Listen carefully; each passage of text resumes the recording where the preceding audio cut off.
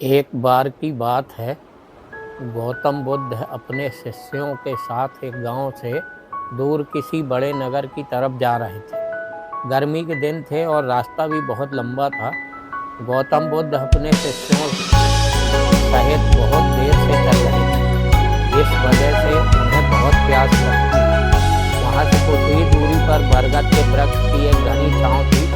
सभी लोग उस वृक्ष के पास पहुँच जाते हैं। महात्मा बुद्ध अपने शिष्यों सहित वृक्ष की घनी छाया के नीचे विश्राम करने लगते हैं। बहुत देर से चलने की वजह से सभी का गला प्यास से सूख रहा था। यह बात बुद्ध जानते थे। बुद्ध ने अपने एक शिष्य को कहा, आप इस बरगद की छाया से 20 कदम दूर जाकर बरगद की 2 बार परिक्रमा करके वापस आओ। शिष्य वैसा ही करता, जैसा बुद्ध ने बताया।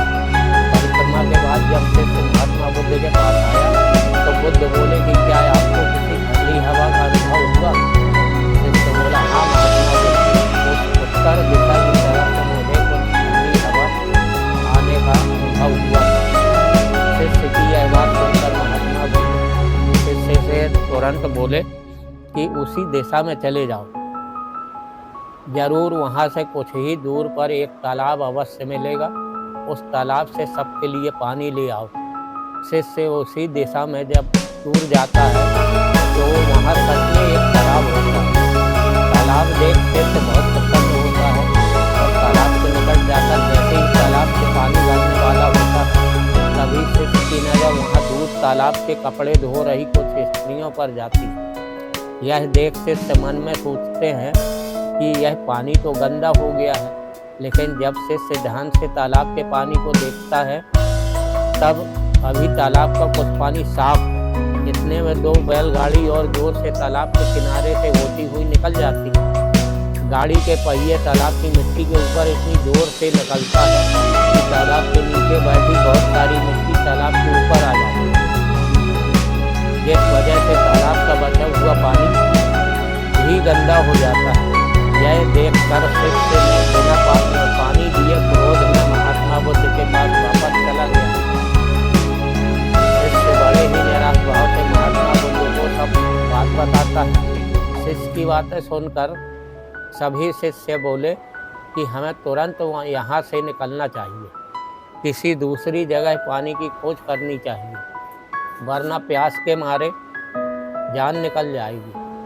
इधर महात्मा बुद्ध सभी को शांत होने के लिए कहते हैं और बोलते हैं कि धीरज रखो, कुछ देर यहीं बैठो, उचित समय आने तक संयम बनाए रखो। सभी महात्मा बुद्ध की बात सुनकर शांत हो जाते हैं और वहीं बैठ जाते हैं। कुछ समय बीत जाने के बाद महात्मा बुद्ध फिर से अपने शिष्य को उसी तालाब से पानी लाने के लिए कहते हैं। शिष्य बिना कोई सवाल किए उसी तालाब से पानी लेने के लिए फिर से चला जाता है। तालाब की हालत देख शिष्य को यकीन नहीं होता। तालाब का पानी पूरी तरह से साफ होता है। यह देख शिष्य बहुत खुश होता है और पानी भरकर महात्मा बुद्ध के पास जाता है। सभी पानी पीकर अपनी प्यास बुझाते हैं, लेकिन अभी भी सबके मन में से एक सवाल था कि आखिर यह चमत्कार हुआ कैसे। तालाब का सब पानी तो गंदा था और लगा कि जरूर ये बुद्ध की शक्ति है। इनमें एक शिष्य ने यह सवाल महात्मा बुद्ध से पूछ लिया कि यह चमत्कार आपने कैसे किया। शिष्य के सवाल का जवाब देते हुए महात्मा बुद्ध बोले कि यह कोई चमत्कार नहीं है, यह आपके सब्र का फल है। यह फल है आपके सब्र बनाए रखते हुए उचित समय के इंतजार का। जितनी देर हम सब लोगों ने सब्र किया उतनी देर तक तालाब के पानी के ऊपर तैर रहे सभी गंदे तत्व और मिट्टी तालाब के पानी के नीचे बैठ गए। फिर कुछ देर बाद शिष्य जब वहां तालाब के पास पहुंचा तब तक वह दूषित कण नीचे बैठ चुके थे, जिस वजह से तालाब का पानी पहले की तरह साफ हो चुका था। तालाब साफ दिखाई दे रहा था।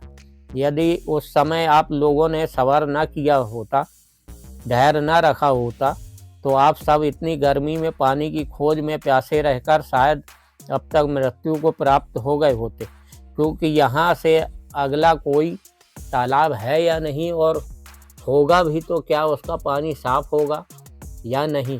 इन सब कारणों से आप कभी प्यास न बुझा पाते और प्यास से मर जाते।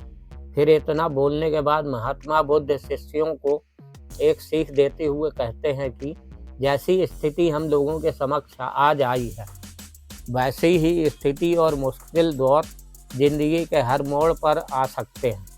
तब उस समय भी आपको ऐसे ही संयम बनाए रखना होगा और गुस्से तथा जल्दबाजी में गलत काम और फैसला कर बैठते हैं, जिसका बुरा परिणाम उनको भविष्य में देखने को मिलता है, जिसमें खुद का नुकसान अधिक होता है। कुछ परिस्थितियां जीवन में ऐसी होती हैं जहां हमें सब्र बनाए रखते हुए उचित समय का इंतज़ार करना होता है, लेकिन लोग अक्सर यहीं पर अपना सब्र खो देते हैं और उचित समय आने का इंतज़ार नहीं करते, जिस वजह से उनको आगे चलकर दुख और मुश्किलों का सामना करना पड़ता है।